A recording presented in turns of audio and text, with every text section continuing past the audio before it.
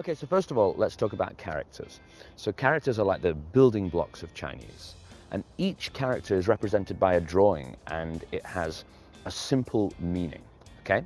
And what we can do is use those and put them together with other characters, with other simple meanings, and create words. So we're going to have a look at an example. The first example here is the character tui, tui. Now what that means is to push something, to push it, okay? And the second character here is shi, shi, okay? And that means late. So if we put these two together, push and late, what we get is the word for postpone something. So like postpone a meeting, let's not do the meeting today, let's do it tomorrow. We have pushed the meeting till later, we have postponed it, okay? So that's kind of how you can use these characters as building blocks to make words and phrases and whole sentences.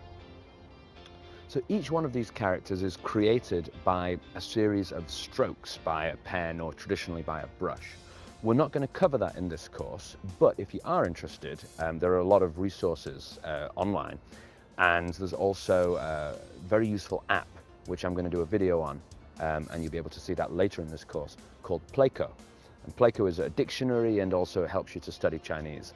And in Playko, you can learn how to write these characters.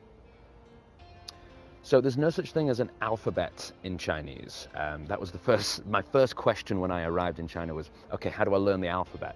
There isn't an alphabet. What there are something like 50,000 of these characters.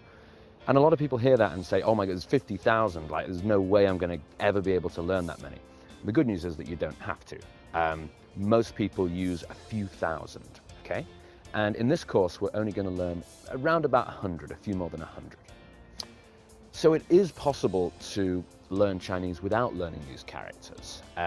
You can just learn how to say the phrases that we're gonna cover and how to understand them when you hear them. And you're gonna, to some degree, get the same effect. This is a survival Chinese course. So if you are sitting at the airport right now on your way to China and your time is really, really short, then maybe characters are not for you, or at least right now not for you. But if you are kind of working in advance and you're thinking about building foundations for Chinese, it's a very good idea to learn the characters, because the characters are the foundation, they are the basis of the language. Everything else is based off of the characters. So I really suggest that if you are taking a sort of longer term view to Chinese, that you do learn them, but you don't 100% have to. You can get by without them.